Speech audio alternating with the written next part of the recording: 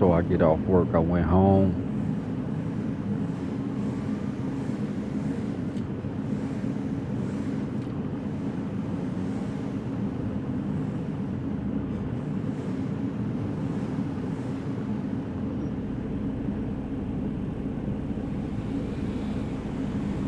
Changed clothes.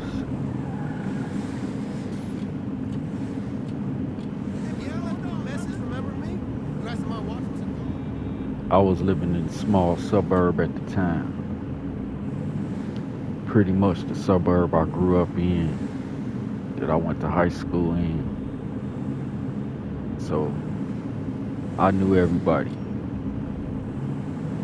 I don't know if everybody knew me, but I definitely knew everybody.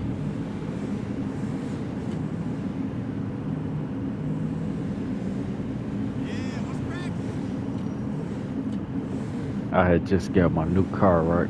Well, I hadn't just got it, but I had my new car. Oh, blind people should not drive. I had my 9.8. So we had a local car wash. A lot of people wash their cars in their driveway.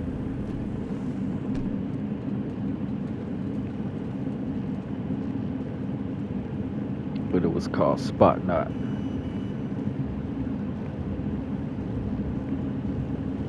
They had vacuum cleaners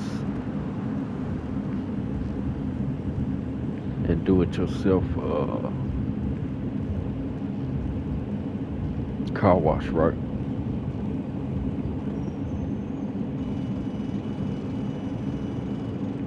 So after work one night, I go to the car wash. I had everybody in town thought I was crazy because no one understood I was working in a meat freezer. And the freezer is like literally working in a walk-in deep freezer all day long.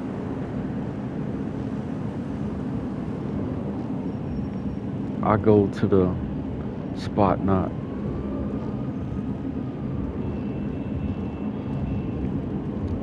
To get the vacuum.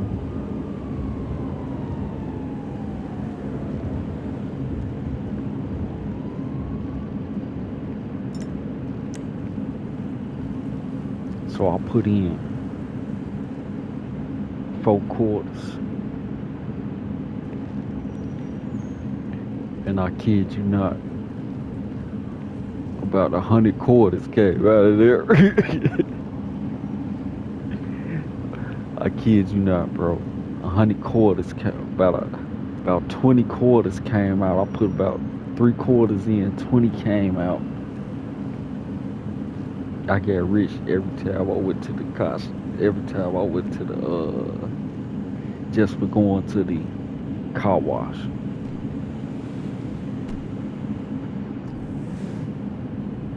Wildest summer ever. South suburb of Chicago.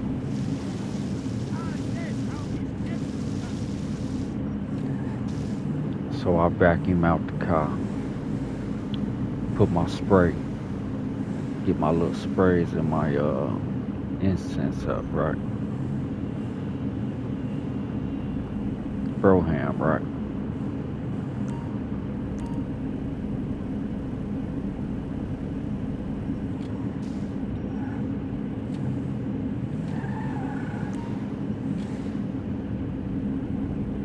So I run it through Spot Knot.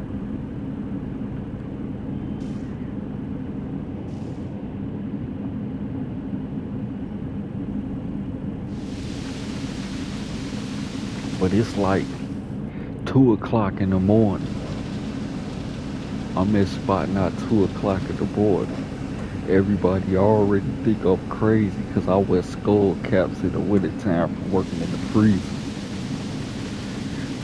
Bro, whole hood on edge.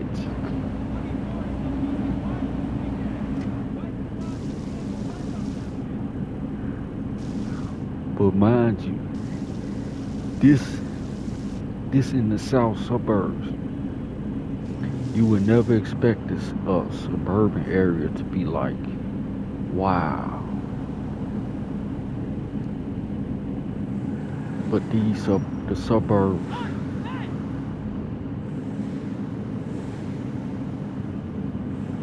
especially some of them, semi-wild, majority minority, mind you. So I run it through the spot knot. I come up, vacuum, then I come out richer. When I went in, right, with the broham.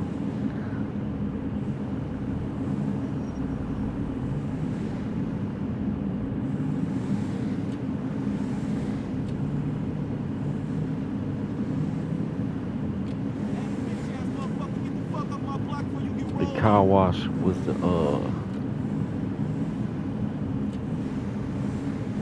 straight magic car wash that day. I'm telling you, 2 o'clock in the morning. But let me tell you how wild the suburbs is. It's nice to see you. I was only 16 years old when I was a senior in high school.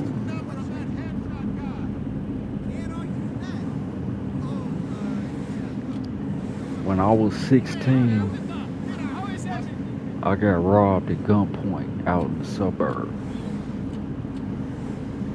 Real talk. Robbed at gunpoint.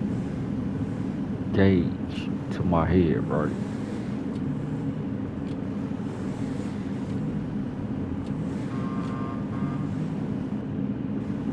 So the whole thing is, it was like no witnesses. It was like maybe a couple people was outside, but no witnesses, basically. So I moved after my senior year of high school. I moved and went to school, college in Florida.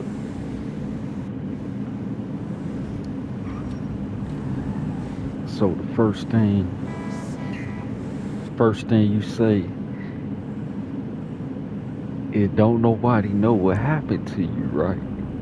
But you and that dude, the 101, the guy who upped the gauge. Me and him, the only ones who know what happened to me, right? Supposed to be, right? But the whole thing is, I moved back. I moved back to the south suburbs in my sophomore year of college. I lived for Florida in it for a year and a half, and I moved back to the suburbs.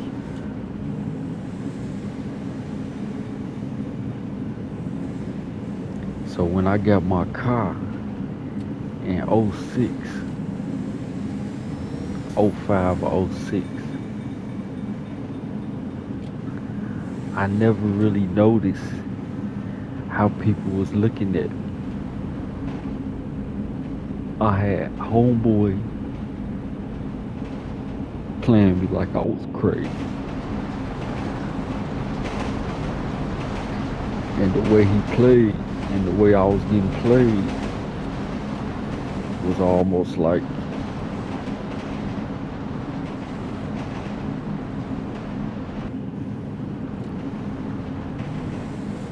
people knew something that they wasn't supposed to know, right? So the whole time I'm driving around the suburbs, wondering why people looking at me like I was crazy. And it was the funniest thing in the world, fam. Then I finally realized why people was looking at me, but they knew stuff that they weren't supposed to know. But then when I look back and I thought about them people that was outside that seen everything, I said, yo, that's more than likely how some people knew about it. But that go to show you how wild a little suburb could be, right outside Chicago.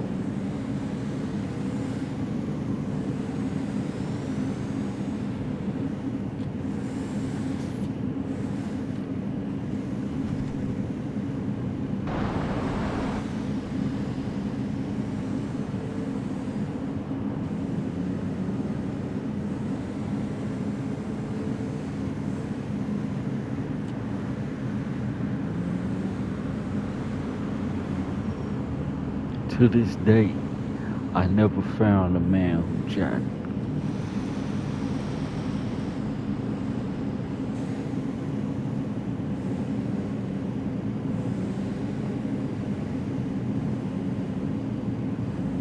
I'm sure he looks a lot different over 15, 20 years.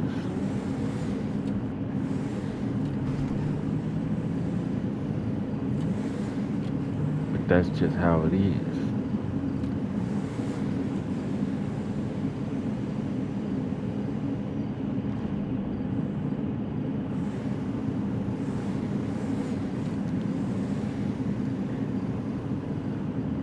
Hey, if you like me, it's kind of, it's a thing. It's funny. It's a little funny. At the same time, that it's that it's a bad thing.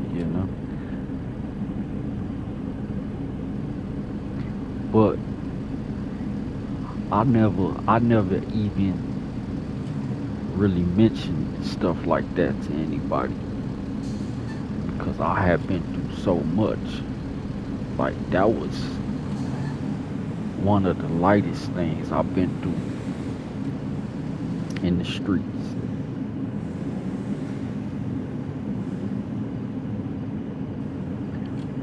But I'll say those other stories for another day.